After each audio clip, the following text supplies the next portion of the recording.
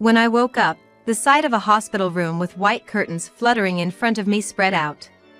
I got up and confirmed that my head was wrapped in bandages.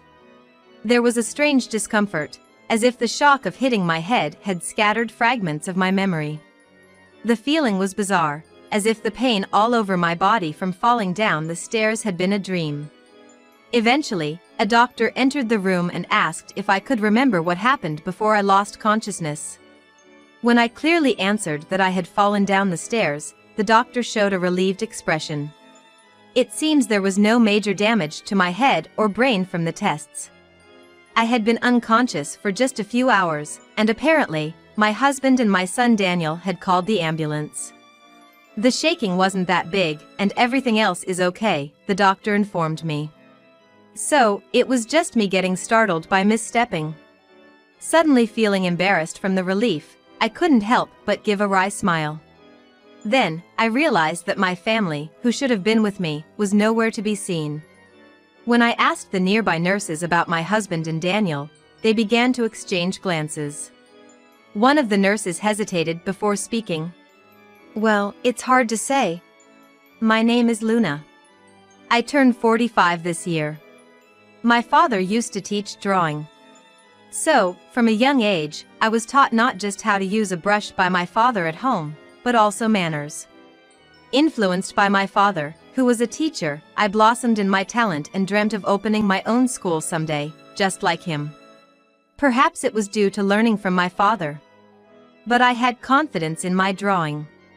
In drawing classes at school, I was always praised by the teacher. Each time, my father would stroke my head happily but always said the same thing. "Luna, it's also good to express yourself more freely." In my memories, my father was always kind and serious about the world of creative arts. Eventually, having obtained the treasures of my beloved husband and my son Daniel, the dream of opening a school became a distant memory of the past. Though there were ups and downs after moving out when I got married, I was living a happy life. Eventually, my parents passed away.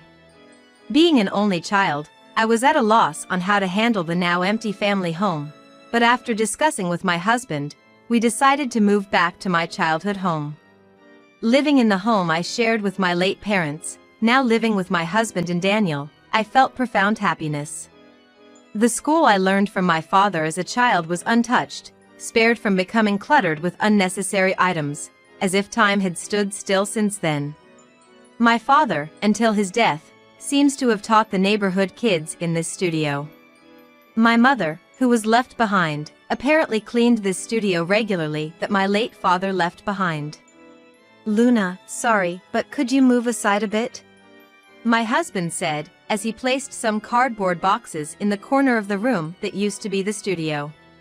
Right before we moved back to his family home, my husband quit his job. It seems his salary had plateaued, and he was dissatisfied with both his role and the financial rewards. With the move as a catalyst, he decided to leave his job and start a second-hand business from the spacious family home, selling and buying goods online. It seemed unlikely that leaving his job to start a new business would go smoothly. Despite my worries, my husband was continuously acquiring new items, and the number of packages began to increase. New cardboard boxes appeared in the house daily, and many items were being stored in an unused room on the second floor. Meanwhile, Daniel, who had dropped out of college, was spending more time at home. He was helping with the second-hand business but seemed to be struggling to find his own path. There was no prior discussion about quitting his job. A few months before moving back home, he simply said, "I quit my job," without much explanation. Daniel also dropped out of college without consulting me. Despite feeling anxious about my family's unilateral decisions, I witnessed my husband and Daniel working together and accomplishing their work. They were making various efforts online, like soliciting for appraisal requests and preparing items for sale, appearing to enjoy the process through trial and error. I tried not to interfere with their efforts, focusing instead on ensuring they had a conducive work environment daily. Looks like my dream of opening my studio is gonna have to wait. Now, I'm focusing on supporting my family. That was my top priority. In the corner of the now unused studio, I felt sorry and sad to see the tools and books that were once used, now piled up. Upstairs, my husband and Daniel were busy with the business. I sat by a window in the living room, opening my father's brush case. Inside, I found the brushes my father had cherished. As I reached out to touch them, I heard my husband's voice from behind. "Luna, what's up?" Holding a brush firmly, I turned around. "I wanted to run a studio, like my dad, but it seems hard to start now." My husband listened quietly to my words and nodded slightly. Stepping closer, he placed a hand on my shoulder. "Luna, you've got a talent for creative arts. I think you could run a studio, but could you support me until my business takes off?" His words were comforting, though I felt a bit sidelined. He continued with a smile. "Let's support each other's dreams as a family. Let's work hard together." I had a feeling that the day to open my studio might never come. But for now, his kind words and warm hand made me happy. One evening, my husband and Daniel seemed busy working upstairs. They were moving boxes down to the car and back up again while on the phone, leaving me no chance to speak. After some thought, I decided to quietly bring them some drinks. As I neared the room, I heard the sounds of them packing. Opening the door, both my husband and Daniel stopped what they were doing and looked at me in surprise. "Luna, is something wrong?" "Just came to see how you're doing. You both must be tired, right? I brought some drinks." My husband, with a wry smile, pointed to the items on the desk. It was a wallet from a brand I even knew was famous. "I've got so much on my plate, and it seems like it never ends. You know how income from secondhand goods can be unstable and sometimes you just get it wrong?" I showed my understanding. Even though I had been worried and anxious about quitting the corporate life to start a new business, since my husband seemed happier than in his employee days, I kept my silence. However, lately, my husband and Daniel started to frequently check the prices and information of goods almost daily, even when shopping or going out, habitually checking market prices on their smartphones. Even on the occasional day off, if they found out there was a market nearby, they'd excitedly browse the goods, saying, "You can't underestimate markets. Sometimes people sell valuable things without realizing their worth." I was getting a bit tired of constantly talking about the price of things. Even about the pieces left by my father, a famous artist, they'd seriously discuss how much they might sell for. To me, those were memorials of my father, and the mere thought of selling them felt like blasphemy. Yet, I tried to accept our differences in values and kept my patience until one day, I got really angry. My husband and Daniel, jokingly at first, talked about selling a piece I wrote as if it was done by a famous artist. They praised my skills as indistinguishable to an amateur's eye, but my feelings were mixed. The conversation started off light-hearted but became more serious, and I yelled at them seriously. "Absolutely not! I can't even believe you'd think of such a thing. Do you have any idea how much I learned from Dad means to me? For me, it is a memory and connection to my father. The idea of using my skills, acquired through my bond with my father, for such impure actions filled me with intense repulsion." Seeing how upset I was, my husband quickly tried to backtrack. "No, it was just a joke. Daniel was just joking." Daniel, surprised to be dragged into this, murmured. I could tell they were trying hard to appease me, now visibly upset. Perhaps because of this incident, my husband and Daniel found reasons to keep me out of the business. I sensed this and avoided going upstairs where they worked. One morning, as my husband was supposed to be out on an important deal, he called my phone in a panic. I could sense my husband's panic over the phone. "Luna, something terrible happened. I forgot some crucial documents I needed for the meeting. I'm on my way back now, but it looks like I'm gonna be late. Can you please hurry and get the documents and wait for me at the front door?" He was breathing heavily, seemingly rushing back home in the car. Our garage is tight, and parking takes a while, so he wanted to save time by exchanging the documents at the front of the house.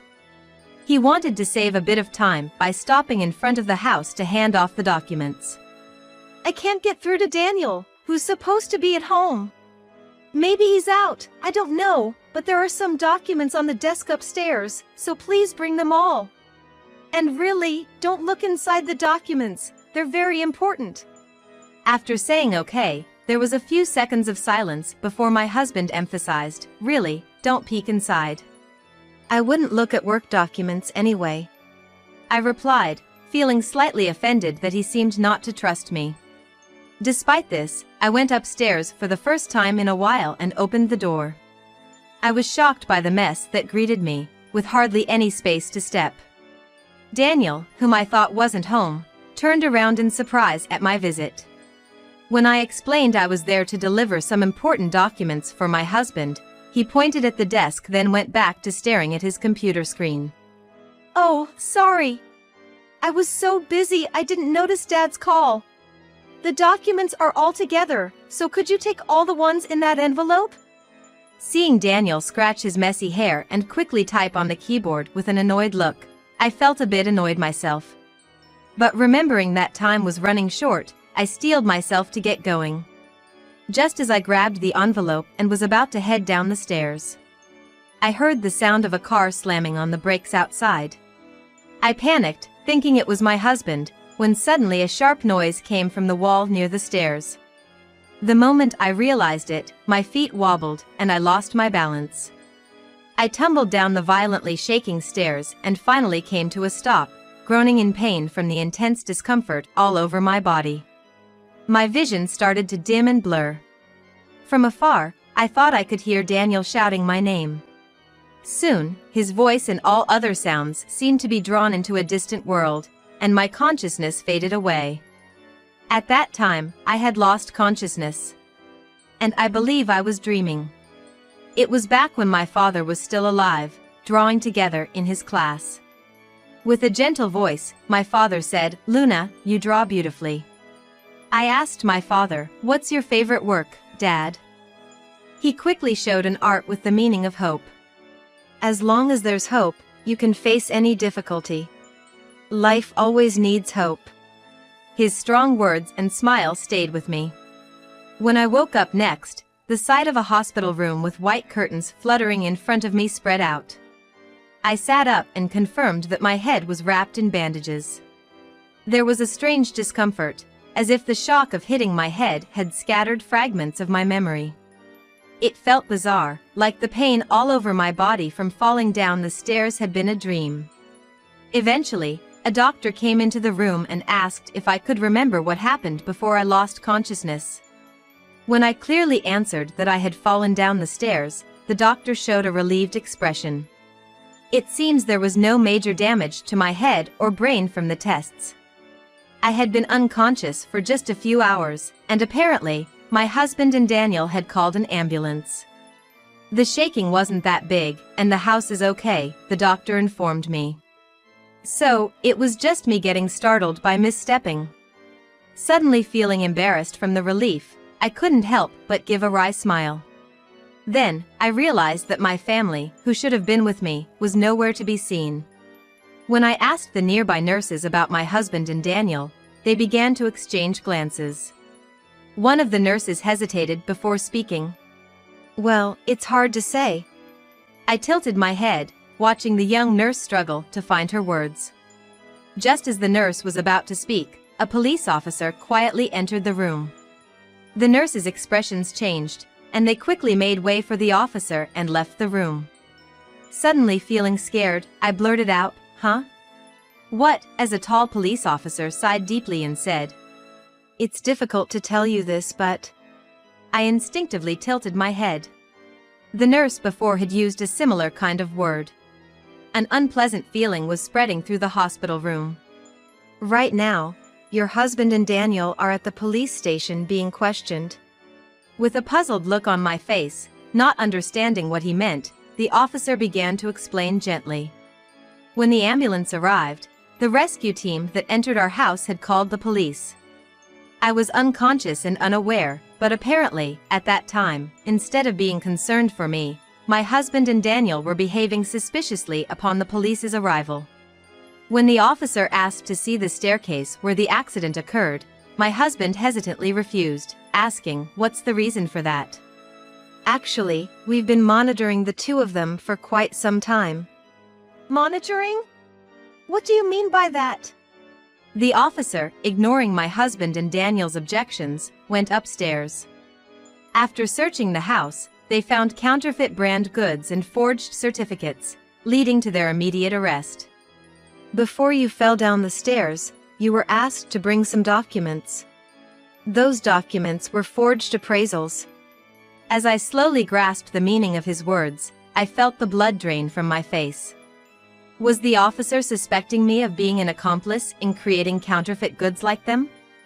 Based on my husband and Daniel's statements at the police station, they understood I had no involvement in their business. However, to further prove this, I was asked to hand over my smartphone, which I did without hesitation. After being told by the doctor that there were no issues, I took a taxi home. The sky was transitioning from dusk to night as I left the hospital. The taxi was silent, with distant town lights reflecting off the cloudy night sky. I only told the driver where to go, and the taxi moved through unfamiliar streets. My heart felt like it was lost in a maze of darkness.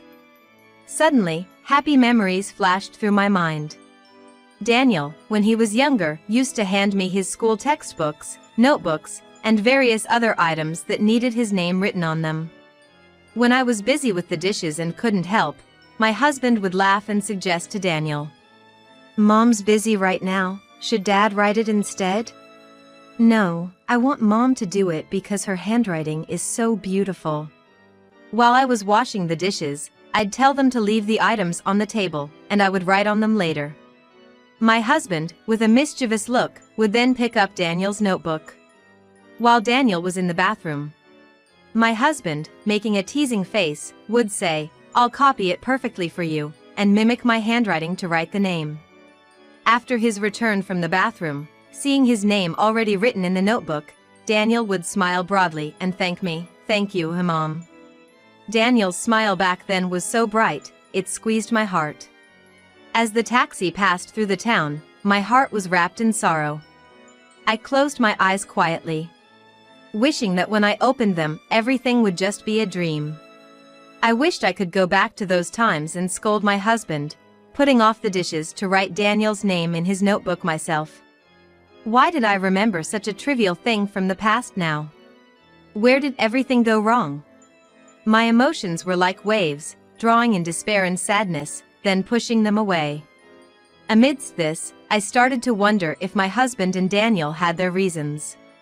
But what kind of excuse could justify creating counterfeit goods? As I pondered, the taxi arrived at my house without me noticing. An empty home. Without hesitation, I went upstairs to find that the once cluttered room was now bare. The computer and other items might have been seized, with black cords carelessly placed in a corner, making the room feel as if it had been burglarized, devoid of any signs of life. The investigation of my husband and Daniel took several days. From the police station's interrogation and the history on our phones, it was confirmed I had no involvement in selling counterfeit brands.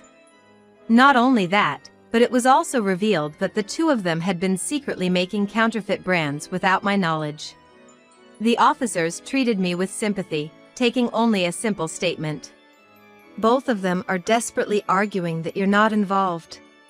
They've been proactive in submitting their phones and computers for examination, and your name hasn't come up at all. It seems they really didn't want to cause you any trouble. If they didn't want to cause trouble, why did they do such a thing? I sighed deeply, looking up to the sky. Years passed. On a still chilly spring afternoon, beautiful flowers bloomed in our garden. It's been a year since I restarted my father's studio. Opening the windows of the class, a refreshing breeze passed through. In front of me, 3 students sat up straight in their chairs, beginning to prepare on the desks. I cherished this place I had built with my own hands. "Luna, what are we drawing today?" The oldest student finished preparing and said while getting his brush. I smiled, took my seat, and picked up a brush. Today, let's draw with the theme of hope. There might be people who are having a hard time. We are all here because we've overcome difficult pasts. The students all listened intently to my words. Then, they all turned to their desks with serious expressions, brush in hand. In the quiet time, the sound of the brush touching the canvas faintly echoed. Time is always a special moment for me. As each student took up their brush and faced their own characters, I too stared at the blank canvas in front of me. My husband and son were fined and sentenced to 1 year in prison for manufacturing and selling counterfeit goods. However, they were given probation after paying compensation to the affected stores and partners, though they ended up in significant debt. Initially, my husband seemed to have been running the shop legitimately. One day, after acquiring a product that was almost like new, he sold it as in used rather than second-hand, making more than double the normal selling price. Realizing that even high-end brand wallets dropped in value without a certificate and that copying the certificate alone could significantly increase the price, he gradually found legitimate sales boring. He started dealing in copied items bought from overseas sites and selling them online. Since everything was concluded within the computer, there was no direct interaction with people, making it harder for them to feel guilty about their actions. This led to outrage among my husband's family members, who then pushed for a divorce. Relatives who knew us well argued that I shouldn't have to bear the burden of my husband's crimes, pushing strongly for separation, and my husband and I eventually divorced. The relatives haven't disowned them. Though they ended up in significant debt, our relatives have been encouraging the two of them to rehabilitate earnestly, finding them jobs, and now they seem to be working hard and living their lives. In a factory owned by our relatives, they've been working diligently from early morning until late at night without complaints. My situation, known through news and rumors, caused a lot of worry among my relatives and the neighbors. Those who've known me since I was a child said, "Luna, you've had it tough," and suggested that I start a class to support myself. Initially, I was hesitant, but losing my husband's income meant I had to find some work, so eventually, my dream began to turn into reality. Students come to show me their works of hope they've finished. I gave my reviews to their works. This part is very beautiful. Here, if you slow down your brush movement, it will be even better. Thank you. After about an hour of class, the students start to clean up. Watching them prepare to leave, I felt a bit talkative and smiled at everyone. Can everyone listen for a moment? The students stopped and looked at me curiously. You all may have had arts classes at school, but here, we're doing artworks too. Though both involve drawing, do you know the difference? Some classes may focus on beauty, but here is all about self-expression. It's not about drawing correctly or with balance. You might draw boldly or even intentionally disrupt the balance. Drawing has the power to express emotions and meanings through works, such as their force or delicacy, sadness. That's why various students come to this class on different days and times. Seeing the hope arts by the students displayed on the wall, I nodded deeply. Everyone's hope seemed to sparkle. I wondered if my works, used as models, had such beauty. Is self-expression through drawing important to you, teacher? Everyone makes mistakes. Just like drawing has the power to express oneself, I believe people can grow through self-expression. After the students left the class, I picked up my brush again alone. Next to my hope work, I added rebirth drawing. I looked up at the clock on the wall. In a few minutes, my husband and Daniel would be coming home for the first time in years. It wasn't that I wanted to start over with my ex-husband that I invited them to the house. I doubt I can forgive my husband and Daniel. But what I've learned from this experience is the importance of respecting each other and living together. They may have committed a crime. But if they are earnestly living their lives and looking for new ways to express themselves, I want to support them. The doorbell rang. I put down the brush and walked to the entrance. Opening the door, I saw my husband and Daniel standing side by side in front of the entrance, hands together, eyes downcast. Seeing them after a long time, they seemed to have grown bigger and stronger than before. Their hair was a bit disheveled, and they wore slightly dirty work clothes, but it strangely suited them. "Please, come in," I said, and my husband quietly nodded, stepping into the entrance. No one knows how our relationship will evolve from here. All I can do is live my best in a future unknown to anyone.